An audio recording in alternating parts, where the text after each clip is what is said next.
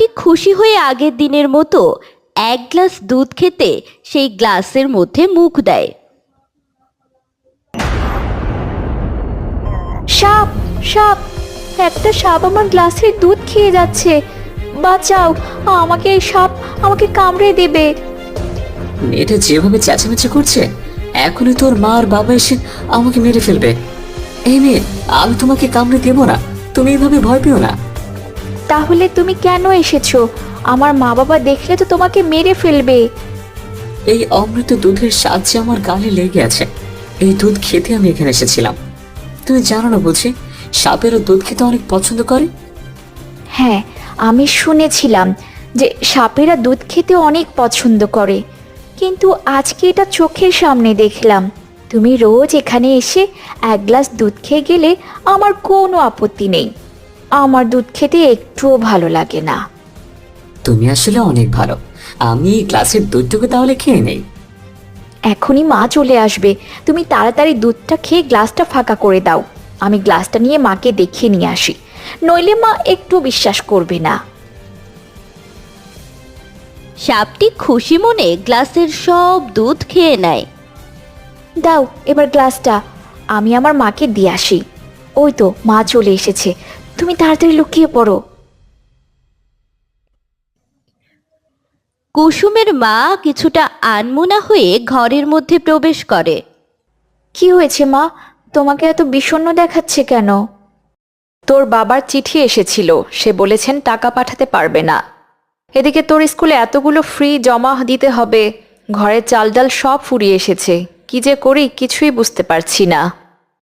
চিন্তা করো না মা, সব ঠিক হয়ে যাবে। পরের দিন কুসুমের মা আবারও এক গ্লাস দুধ এনে কুসুমকে দেয়। মা, তুমি না বললে আমাদের ঘরে চাল ডাল সব কিছু ফুরিয়ে গেছে? তাহলে আজকেও আমার জন্য দুধ কোথা থেকে আনলে?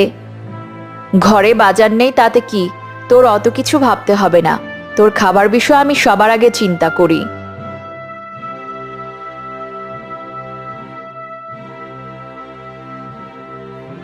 এই বলে আমিনা সেখান থেকে চলে যায়।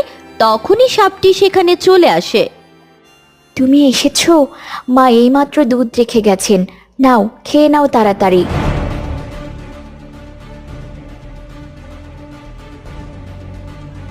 সাপটি তখন তার মুখ থেকে অনেকগুলো মোহর বের করে। এই নাও কুসুম, এগুলো তুমি তোমার মাকে দিও। কালকে আমি সব ঘটনা জানতে পেরেছি, এখন তোমাদের অর্থের অনেক প্রয়োজন। তোমাকে অনেক ধন্যবাদ বিপদের দিন এভাবে আমাদের পাশে দাঁড়ানোর জন্য। কুসুম সেই মোহরগুলো নিয়ে তার মাকে দেয় আর তার মাকে সব ঘটনা খুলে বলে।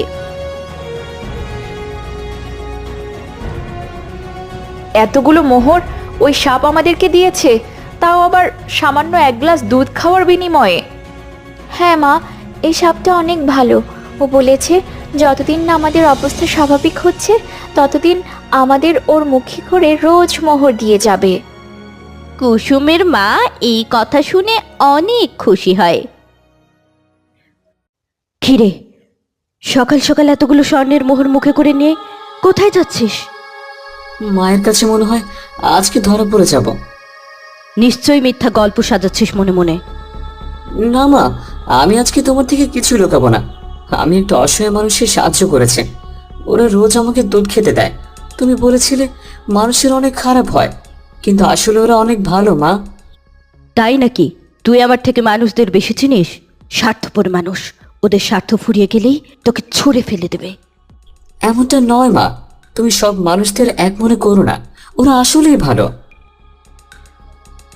সাপটি তার মায়ের কোনো কথায় কান না দিয়ে কুসুমদের বাড়ি চলে যায়।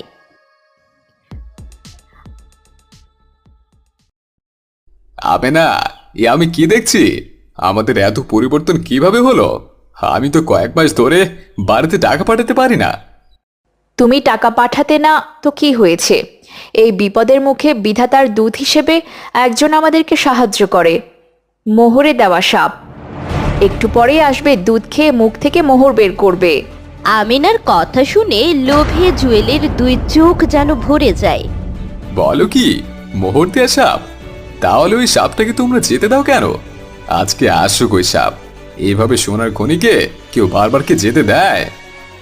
আসলে তুমি কি করতে চাইছো বলো তো? তুমি আবার ওই সাপটিকে ক্ষতি করতে চাইছো না তো?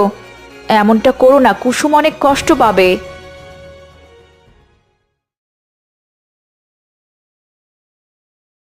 তুমি এসেছো।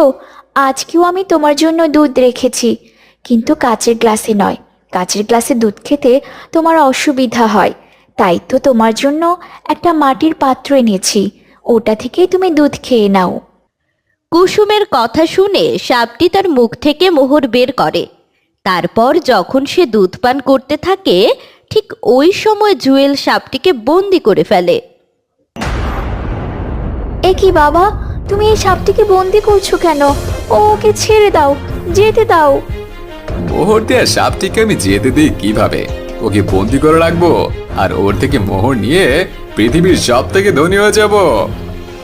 না বাবা, তুমি যেমনটা ভাবছো তেমনটা নয়। ও রোজ মুখে করে মোহর আনে, আর আগে মোহর দিয়ে তারপর দুধ পান করে। এখন ওর কাছে একটুও মোহর নেই। যেটুকু মুখে করে এনেছিল সেটুকু দিয়ে ফেলেছে। চুপ থাক, তোকে ওই সাপ যা বোঝাবে তুই তাই বুঝে নিবি। আমি জানি ওর জাদু সম্পর্কে। ওকে বন্দি করে রেখে ওর থেকে মোহর নিব। এই সাপ, আমাকে মোহর দে বলছি, নইলে লাঠির বাড়িতে তোকে মেরে ফেলবো। তোমরা মানুষেরা আসলে অনেক স্বার্থপর। আমাকে যেতে দাও, আমি আমার মায়ের কাছে যেতে চাই। আমার কাছে একটুও মোহর নেই। দিবি না তাহলে? দেখ তোর কি অবস্থা করি।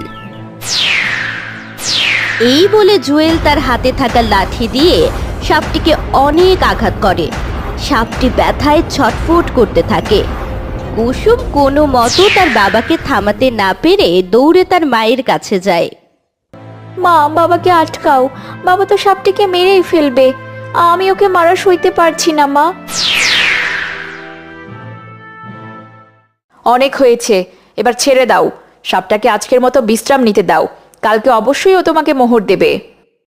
তোমাদের কথায় ওকে ছেড়ে দিলাম, কিন্তু কেউ ওকে মুক্ত করবে না। ও এর ভেতরেই বন্দি থাকবে যতক্ষণ ও আমাকে মোহর দিচ্ছে।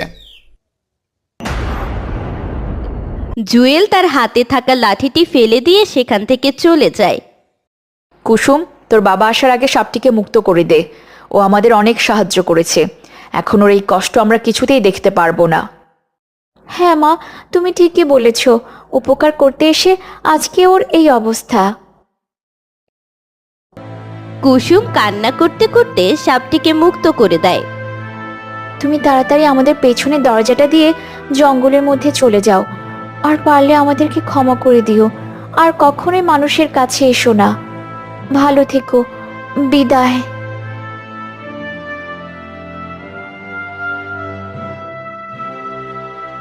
সাপটি তখন তার আহত শরীর নিয়ে চলে যেতে লাগলো। কুসুম আর তার মা অঝরে কান্না করতে করতে তার দিকে চেয়ে থাকলো।